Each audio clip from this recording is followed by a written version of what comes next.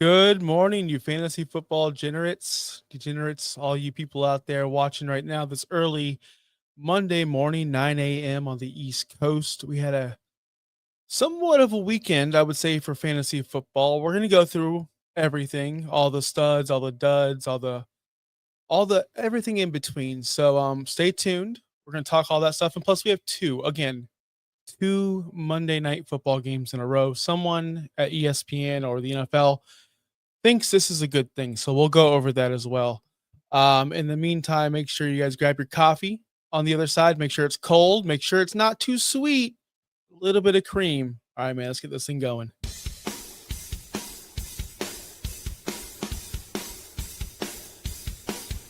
You're watching Cold Brews and Hot Takes, only on Fantasy Now Plus.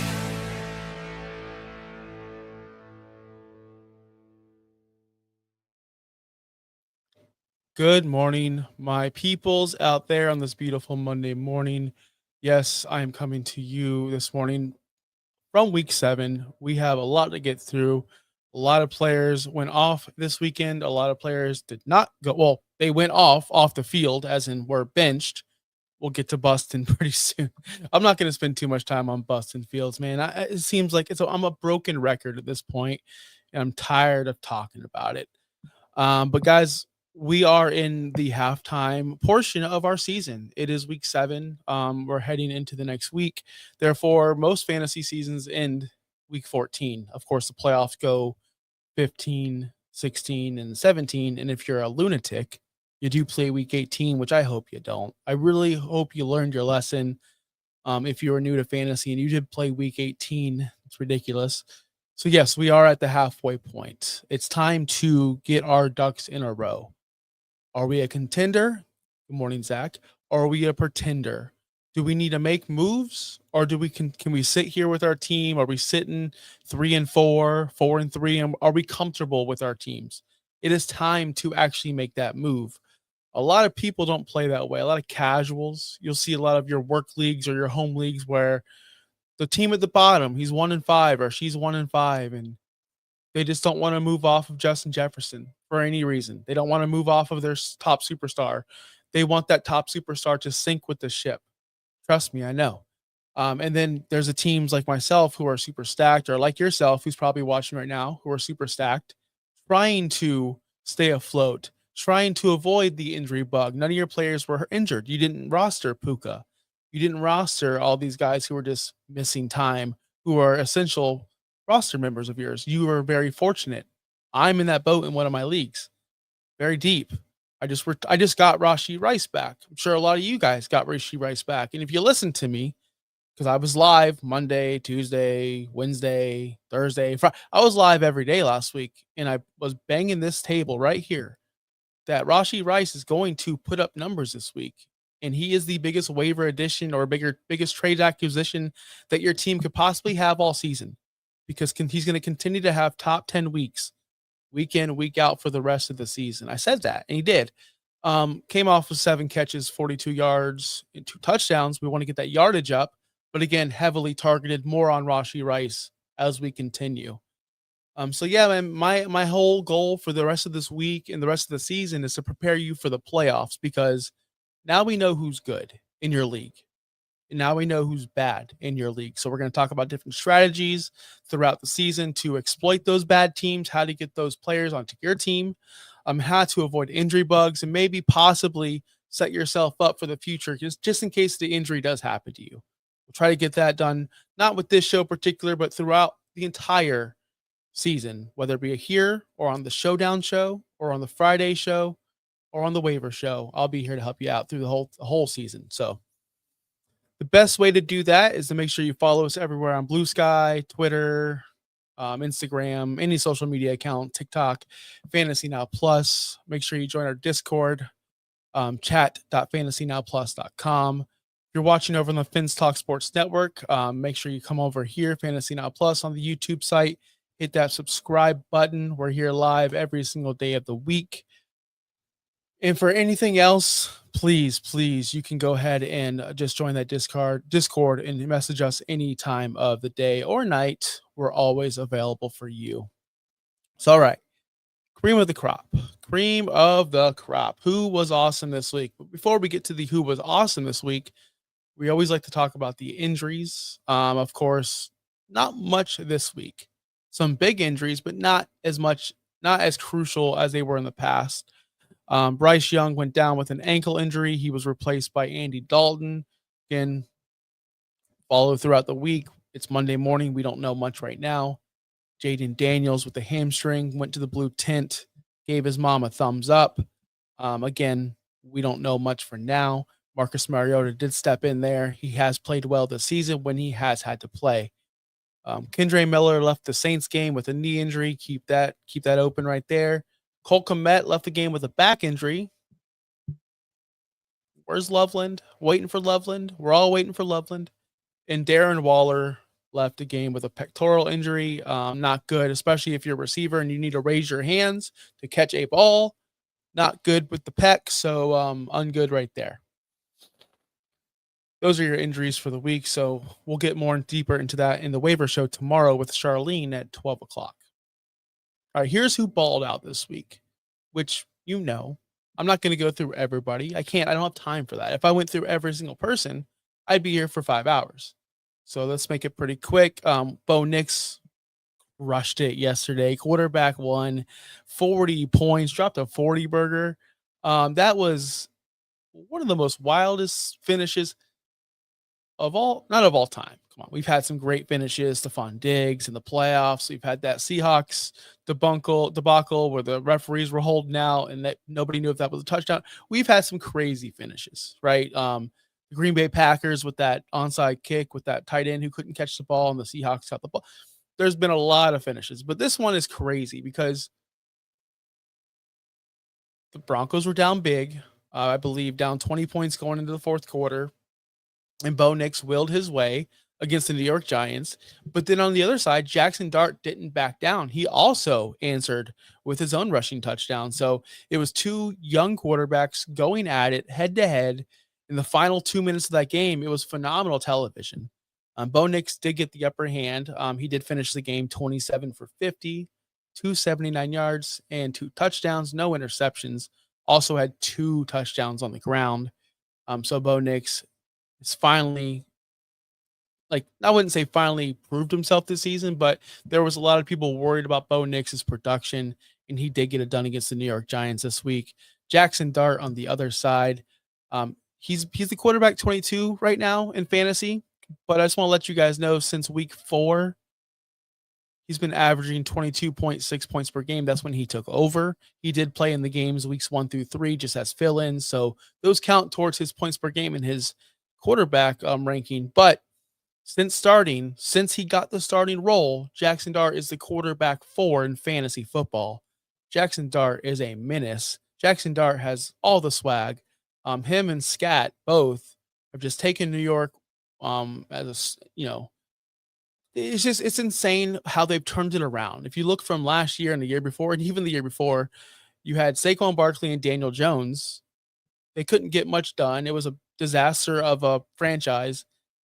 Even this year, you have Russell Wilson step in there. He has one awesome game, sucks the rest. Jackson Dart comes in there and totally turns that I'm not going to say they turned the franchise around. They lost the football game yesterday, but that offense looks more fun. It's more fun to watch.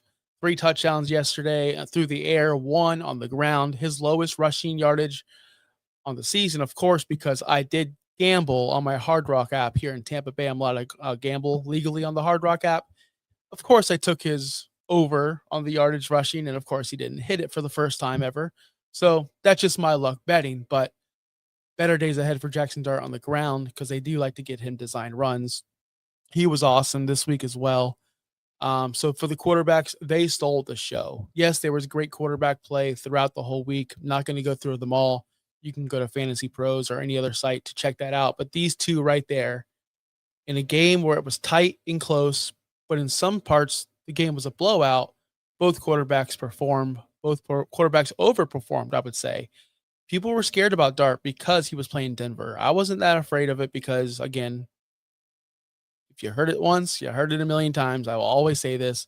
The offensive players get paid more than defensive players. They're more important to the game. overall. That's what the NFL is telling us with the scoring systems and the kicks and the field positions. Like they want offenses to score. The league is geared towards scoring teams and quarterback play, and that's why I kind of okay, your defense is good, sure, but the NFL is always going to make sure teams score points. That's why quarterbacks will always score points. Jackson Dart is a stud.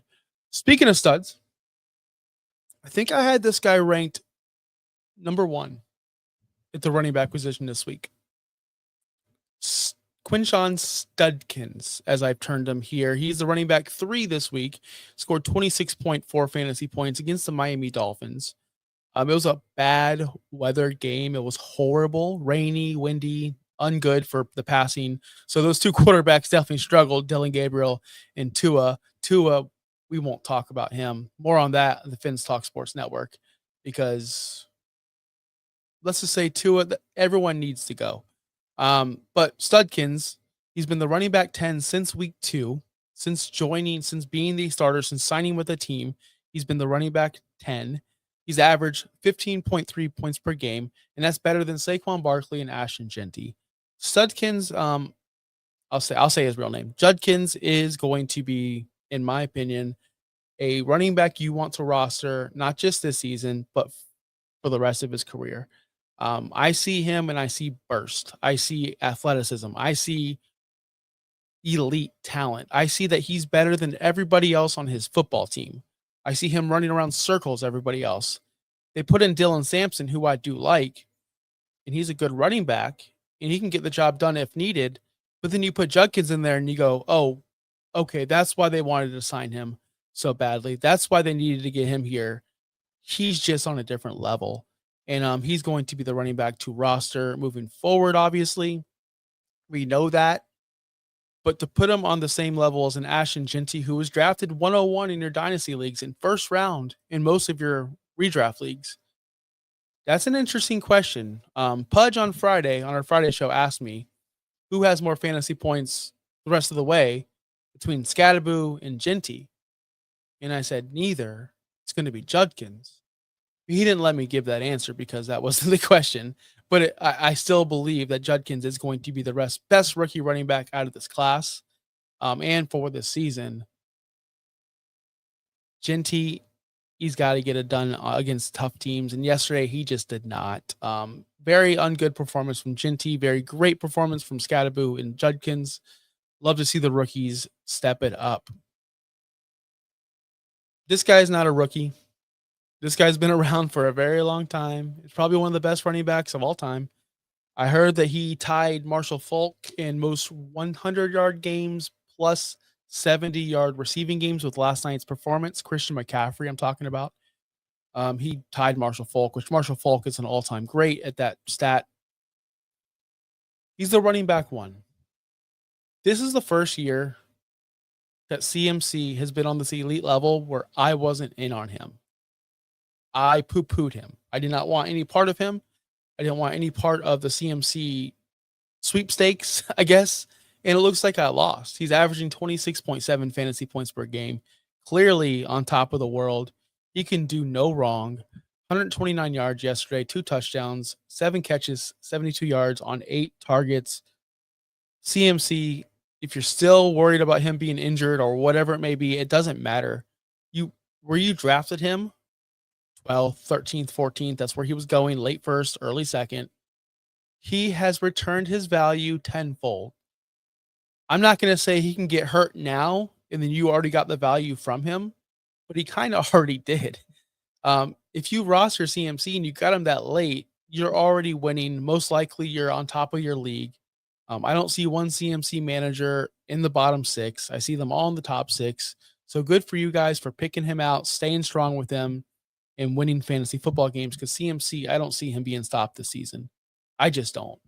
He in a world where they're down so many players, and he's the one that's usually down, he has stepped it up big time. Kittle came back yesterday, laid a complete egg. Not sure. It was a late game. Didn't watch the whole thing. Full disclosure. So not sure if Kittle played the entire game or all the snaps. Just saw that he only had 2 targets and 0 catches. CMC is the 49ers. Plain and simple. Another running back that dominated, Jonathan Taylor, 3 touchdowns, 94 total yards on the ground. Not much to say about that. The Colts are just on a roll right now. You can't stop the Colts. Best offense in the league. Who saw this coming? I mean, I called Daniel Jones. I didn't call this. I didn't think Jonathan Taylor would be this good this year. And he is. Running back 2 on the season. Jonathan Taylor, great job over there. And here's a running back that we don't talk about enough on the show. And there's a reason for it. He usually stinks. DeAndre Swift, 20.8 points this week. He's the running back 5 so far. There are 4 or 5 or 6 running backs left to play tonight. Yes, we have 2 Monday night games, unfortunately. He had 19 carries, 124 yards, and a touchdown. And the reason why I bring him up, because he's somebody that you might want to look for. Double-edged sword here. If you don't believe in DeAndre Swift, you could probably move him now because he did put up back-to-back 20-point games. Off the bye, coming off the bye, he has been crushing it with back-to-back 20-point games. This is what Ben Johnson wants. Ben Johnson doesn't want Caleb Williams going out there slinging the ball 50 times a game, running for his life with no offensive line. He wants a run game. He wants to play off of play action. That's what he did with Jared Goff. They had Jahmyr Gibbs and Montgomery. They want that with Mononigai and with Swift. Mononigai was, I don't know if I'm pronouncing that name correctly, but he was effective yesterday, reaching over 70 yards on the ground. That's what they want. That's what Ben Johnson wants. So when they do that, their offense is going to be humming. Caleb Williams can run off that play action. It's going to be magical. They're building something over there in Chicago. I see it. I want it. I want Ben Johnson to succeed over there. They have too much talent not to. So DeAndre Swift, you can either buy him if you believe in him or sell him if you don't. I'm going to lean towards the buy if you can get them cheap. If the person that you're buying from is the one who's selling them because he doesn't believe in them or she. So DeAndre Swift, I look better days ahead. Again, this is a plus news. This is a positive. We want to see DeAndre Swift with these awesome points. The wide receiver position, we saw Chase Thursday night. Stupid. This is stupid. And I'm not saying stupid as in bad, negative. This is stupid. Come on, bro. Like how many targets? Joe Flacco, how many more targets does this guy need? 38.1. No one's going to dethrone him for the wide receiver 1 on the week. I don't believe so. This is odd. The Minnesota Vikings played the Philadelphia Eagles, and Devontae Smith and A.J. Brown both had over 120 receiving yards. Devontae Smith was more more surprising than A.J. Brown. 9 catches, 183, 11 targets. So he out-targeted A.J. Brown by 5. A.J. Brown had 2, I would say not busted coverages, but clearly the cornerback didn't get the like he's just running straight. Both of A.J. Brown's biggest plays were he just ran straight. Not sure why the cornerback did what he did, but it happened. A.J. Brown, 4 catches, 121, 2 touchdowns. Big game for both Devontae Smith and A.J. Brown, which led to a big game for Jalen Hurts. That Philadelphia offense is humming. Hopefully they can get back on track and stay like this because it was fun to watch. And then before we get to my baby boy, Rashee Rice, before we get to my hidden gem, the guy I love the most on this list, we're going to get to Chris Olave, wide receiver 5. Yeah, I said that. He's a wide receiver 5. 5 catches, 98 yards, 2 touchdowns, 7 targets. Quietly a top 10 wide receiver this season. The hate this man got, the hate Chris Olave has gotten from the fantasy community, and I said this back then, I'll say it now, has gotten out of control. Someone that's going to, but Spencer Rattler's there. Yeah, well, Spencer Rattler's been average, not great, not bad, just average. Like yesterday, it was bad. But the Saints, they don't have anybody. Yeah, that's the point. They don't have anybody. But it's Chris Olave. He gets injured all the time. That was last year. It sucked. It was not good. I understand. He was injured, concussion, had injuries like multiple times last season. I get it. He fell in ADP. Which is normal. I got him in a ton of leagues, wide receiver 3 or 4. He's second in the league in targets behind Chase. Second. And he would be first if Chase didn't have 50,000 targets last week or Thursday night. He has 71 targets. Chase has 80. And then the next guy has 61. So Chris Olave is clearly getting peppered there, but quietly, nobody's talking about it. Chris Olave is one of those guys who can not win you a league, but get you into the playoffs because of the ADP. So keep watching Chris Olave, watching him progress. It's not pretty. He's not going to hit the highlight reel. He's not going to be talked about on the mainstream shows. He's not going to be this or that, but he is quietly getting it done week in, week out. And of course, the bell of the ball. I hope you guys listened. I hope you did. And I know it's not that impressive, right? Only 42 yards, right? Oh, he has Mahomes. Why isn't he going for 120? Why isn't he? Okay, guys, chill. Let's look at the facts of Rashee Rice. 2 touchdowns. One of them was that little sweet play where Romo said on the broadcast, "Yeah, that is a pass. I wish we had that in our playbook. I could have had 50 more touchdowns on my career." Kind of a knock on Mahomes or whoever, or maybe this the gameplay today. But it still counts as a passing touchdown. But let's look at the clear facts. Can anyone raise your hand? Say it in the chat below. I'll give you time. I'll do the whole Blues Clues thing, right? You know how when my kid watches the show and they give you like 5 seconds to answer? Who was the second leading target getter in Kansas City this week? Okay, let me rephrase that for you. Who had the second most targets this week for the Kansas City Chiefs? It wasn't Travis Kelce. It wasn't Xavier Worthy. It was Brashard Smith. He had 5. Who had the most? Again, I'll wait. Hold on. Oh, it was Rashee Rice. He had 10. 10. Count it with me. Count Dracula. 10 targets. The backup running back was second on the team with 5. What did I tell you from the start, from last year, from the year before? He is the new Travis Kelce. He's going to run the routes and find the soft spots, sit in those zones, and catch the ball and get yards after the catch. He's not a burner. He's not going to do Xavier Worthy things. He's not Juju because he actually knows how to catch the ball. He is not Kelce because, he's running the Kelce routes. We're back. We're so back. They were so motivated to get him the ball, plus to get him the touchdown. It was unreal. This wasn't just a he's back game, so we're going to feed him the ball. Get used to double-digit targets rest of the season. Get used. I know I'm getting excited. Get used to him being top 10 throughout the rest of the year. If you drafted him with confidence, and if you listened to this site, I know you did. If you didn't, you just ignored me, which is fair. I get comments. You guys clown me. I get comments. I read the comments. But I want full disclosure that I was 1,000%, and I will continue to be 1,000% correct on this. Dynasty moving forward, top 5. Redraft moving forward, top 5.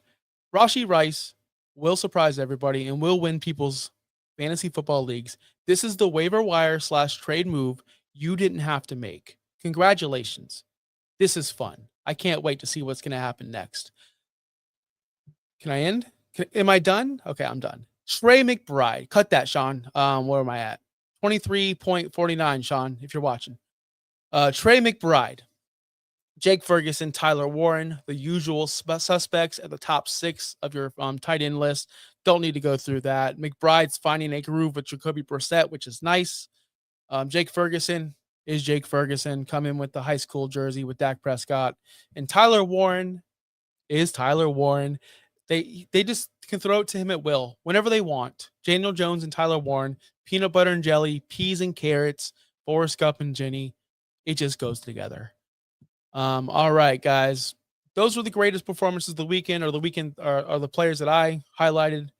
I'll rush through the bad. I won't be too long because we do have 2 Monday night games to get to. Rushing through the bad because I don't like to harp on the bad.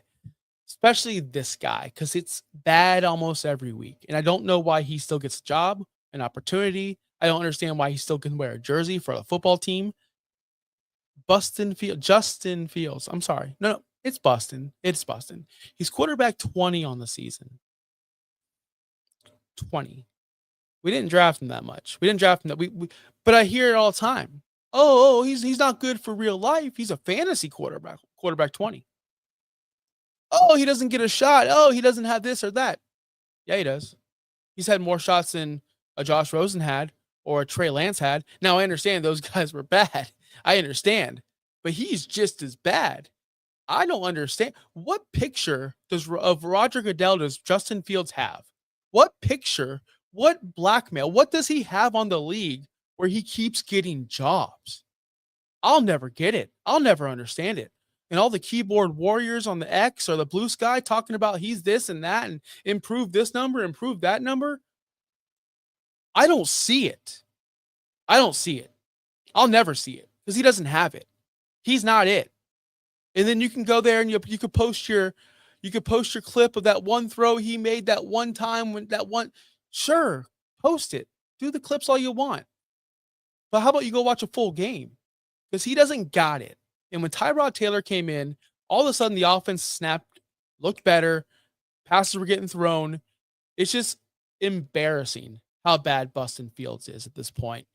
3 games this year, under 50 yards passing. 3 games as a quarterback. 3 games under 50 yards passing. Stop telling me he's good. Stop telling me he's got it. Stop telling me he just needs the right fit. Stop it. It's done. I don't ever want to see him play football again. You shouldn't either. He's done. Goodbye. Travis Etienne, 6.5 fantasy points. Ungood. 3rd single-digit performance in a row. Weeks 1 through 4, he was the running back 10, averaging 16.7. Weeks 5 through 7, he's the running back 29, averaging 8.3. Just falling out of favor there. Jacksonville is going down the black hole, along with Brian Thomas Jr., 6.1 fantasy points. It just, at some point, you got to stop starting Brian Thomas Jr. Rome Odunze, 2nd straight game with 5 points. I don't know what's going on over there. I just praised DeAndre Swift. Maybe that hasn't carried over to the passing game yet. We'll get there. Drake London, 8.2. More bad games than good games with Drake London, and I'm going to blame that on Michael Penix. And guys, that's it for the bad guys. I don't want to spend too much time on bad performances. You know who they are. You've seen them. They're probably on your roster. And if they are, you don't want to hear me talk about it. You just don't.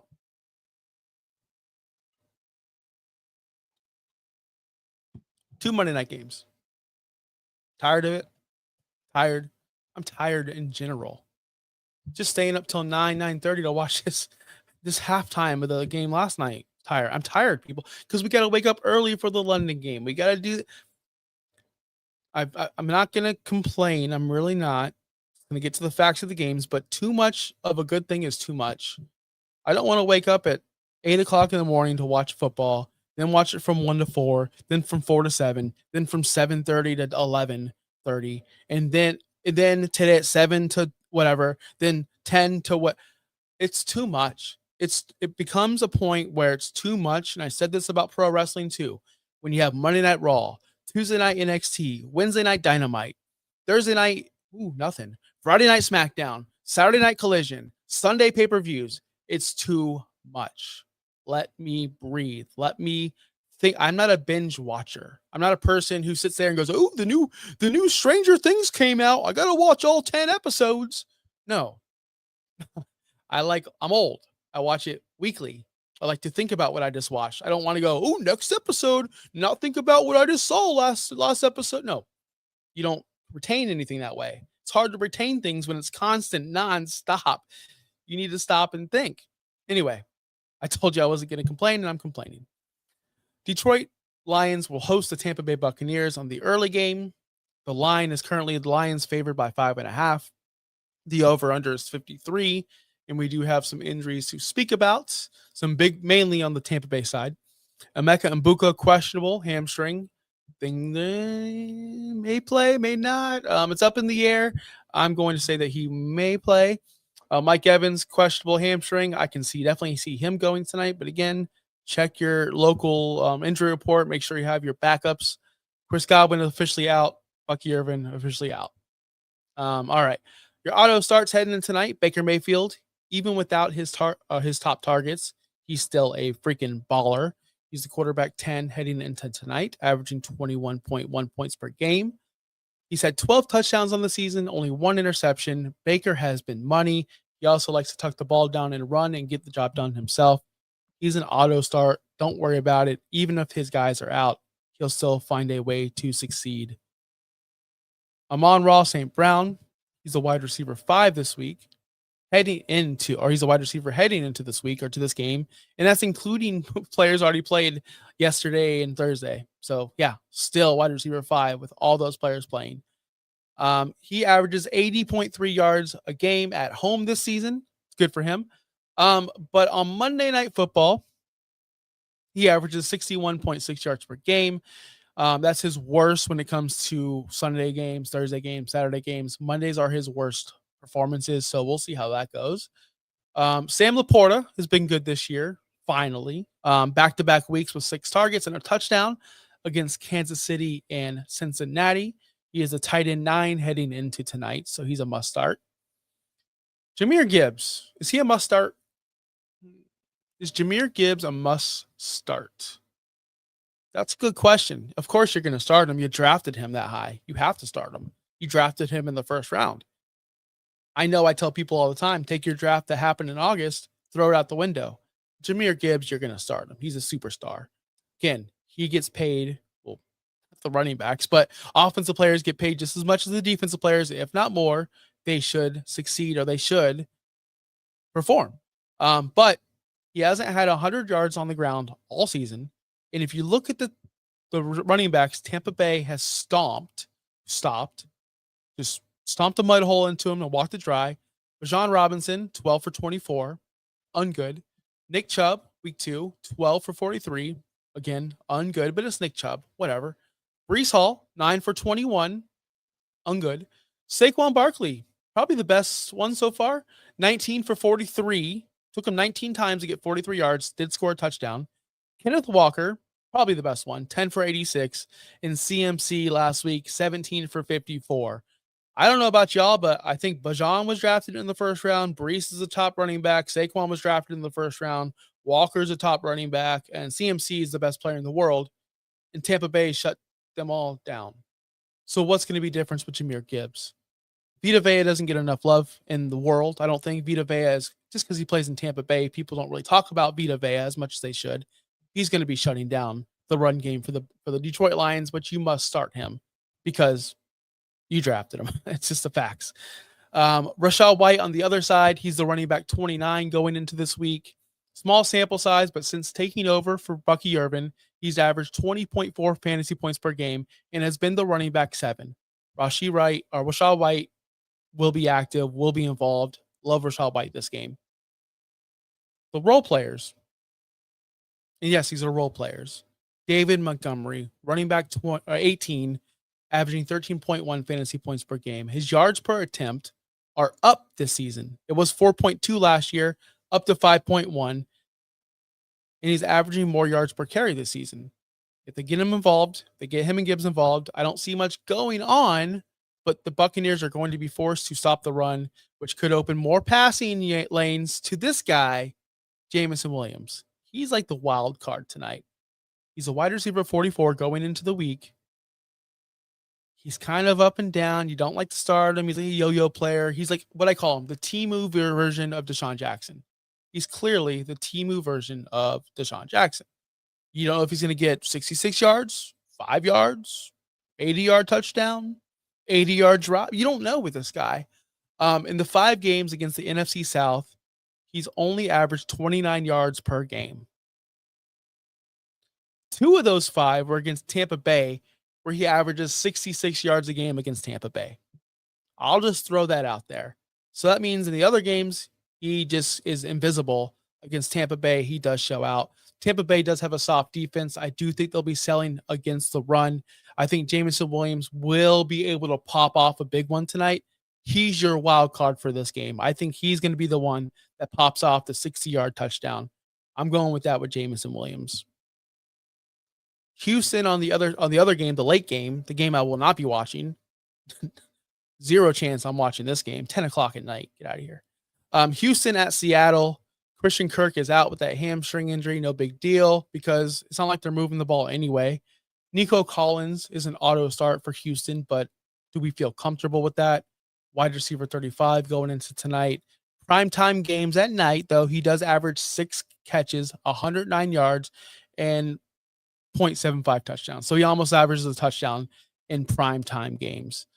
He's also an auto start unless you have a better option, which I doubt you do. But this one, JSN. JSN has been probably the fantasy MVP in the wide receiver room because of where you drafted him and because of the expectations. We thought Sam Darnold was going to go in there and slow the offense down, not be as good. What he did in Minnesota was it was such a fluke. He had Justin Jefferson, he had Addison, he had Hawkinson, he had KOC as a head coach. He's fine.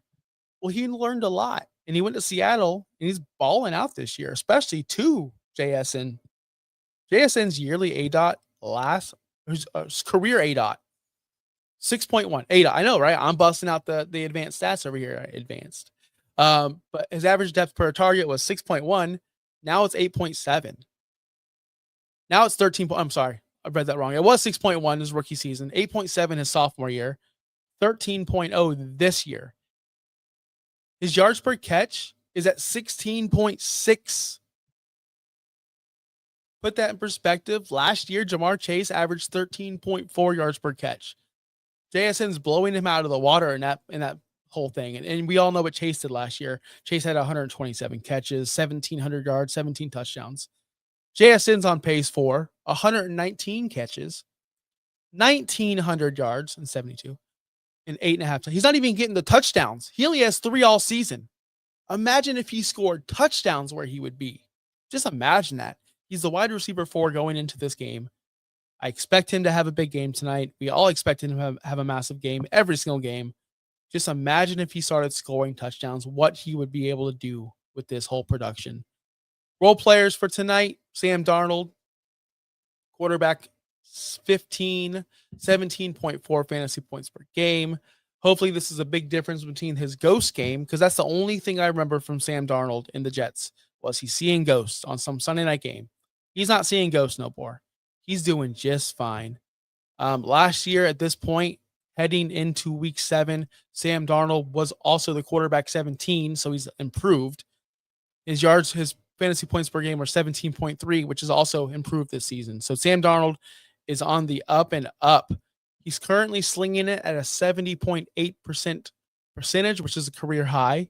And his touchdown rate is at 6.8. Last year, it was at 6.4. Someone like Baker right now is sitting at 6.2 touchdown rate. So that means 6.2 of his attempts are going for touchdowns. As far as Mr. Sam Darnold, it's slightly higher than Baker Mayfield. And Baker is obviously Baker Mayfield. Just to put that in perspective, how good Sam Darnold has been this year. He's just not putting up the numbers. He doesn't have the volume, and he won't have the volume. That's not their team.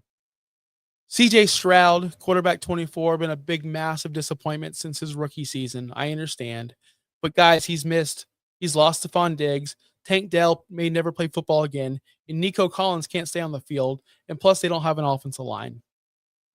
He has put together a nice little 2-game stretch before his bye. So in those 2 games, he went 45 for 55. It's pretty good. Only 10 incompletions in the last 2 weeks. 477 total yards. 6 touchdowns, 0 interceptions. He's been quarterback 5 in those last 2 weeks before the bye. Again, they played Tennessee and Baltimore, but you need to beat those teams and beat them up pretty good. And he did that. So CJ Stroud, he's a role player. He's not going to give you those top end numbers, but he's not going to totally the bet on you. Nick Chubb, the definition of role player. Unfortunately, at his age and with all the injuries, he's only the running back 33, only averaging under 10 points per game, 9.7. Seahawks allow 79 rushing yards per game, second best in the entire league. Avoid if you can. And if you're going to go to Woody Marks, I'm sorry. I don't know if Woody Marks is a thing. People are expecting him to be a thing. He had 1 week. He had 24 carries in the last 2 games. 17 came off of week 4 against Tennessee. He's only getting a 37% snap share. He's just not involved. If you really want to put your fantasy week in jeopardy with Woody Marks, go ahead. I'm not going to do it. And then last but not least, Charbonnet, the main event, what everybody's been waiting for. Charbonnet versus Kenneth Walker. What do we do? How do we handle it? Who do we start? Who do we sit? Who do we trust? The answer could be nobody, but that's not what you're looking for. You need stone cold evidence of why you should start this person over that person. I don't know if I can give you that. Charbonnet is the running back 40 right now currently. Kenneth Walker is the running back 19. Why are we having this conversation? 21 spots above Charbonnet, Kenneth Walker is. Why are we having this conversation? I don't understand this conversation. But in the last 2 weeks, Kenneth Walker is the running back 31. Charbonnet is the running back 28. So we can't look at total numbers. See what I did there? I knew what I was doing. I was setting you up for it. Anyone can go to fantasypros.com or whatever and just look up the total numbers. But you need to break down week by week, half by half, to know the full story. I can just sit here and tell you, Walker's better. He's running back 19. Charbonnet's running back 40. That's not the story. Story is what's going on lately. And what's going on lately is Walker is not that good. But Charbonnet has yet to receive or achieve 50 total yards in a game. That's it.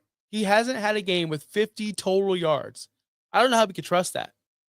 Walker's had 50 or total more yards 4 times this season. They both have 3 touchdowns. Walker is getting the snaps. Walker is getting the snaps. That's a fact. He's beating out Charbonnet in the snaps. Overall, Charbonnet's been beating him out the last 2 weeks. I wish I had a stone cold answer for you. I really do. And lately I've been going Charbonnet because when it comes down to the goal line, when it comes down to the red zone, it's Charbonnet. Between the 20s, it's Kenneth Walker. But come on, touchdowns are worth 6 points. Yardage are only worth 0.1 per. I'm going with the guy who's going to score the touchdown. I'm going to go Zach Charbonnet over Kenneth Walker tonight. That's my plant flag. I don't feel comfortable with it, but that's just where the trends are taking me. So either way, it's just an ugly situation. And if you're starting AJ Barner, and if you're all in on AJ Barner, I commend you. He's one of my favorite players to watch. I'm not starting him. I don't roster him. He's not on any of my rosters redraft currently. Why would he be? He shouldn't be on yours either. 12% target share. Just 13 targets in the last 3 weeks. 7 of them came in against Tampa Bay. 3 touchdowns in those last 3 games. Like, that's it. It's the touchdowns. So if you're confident that he's going to score a touchdown with his 1 or 2 targets he's going to get, then yes, start him. But it's hard to start a guy who's not majorly involved just yet. It's JSN and the 2 bum running backs, and then maybe a little bit of Cooper Kupp. Other than that, I can't confidently touch AJ Barner, even though I know you want to, and it may be fun to do so. Trust me, I want to do it. I just can't yet. I'm not there yet. But where I am at is at the end of the show. And we are going to be closing out the cafe. So I hope everyone enjoyed the show. Thank you to everybody watching right now. Make sure you hit that like button. Zach, I appreciate you chiming in. If you're watching after the fact, leave a nice comment, man. These mean comments lately have been so mean, it's hurting my feelings. But if you want to leave a mean comment, at least be snarky. At least be funny. At least be creative behind it. Make me laugh today, because I want to make you laugh. I want to make you think. I want to make you smile. And if you want to do that, if you want to make me laugh or smile or anything, hit the like button. But better than that, subscribe, join our Discord, chat.fantasynowplus.com.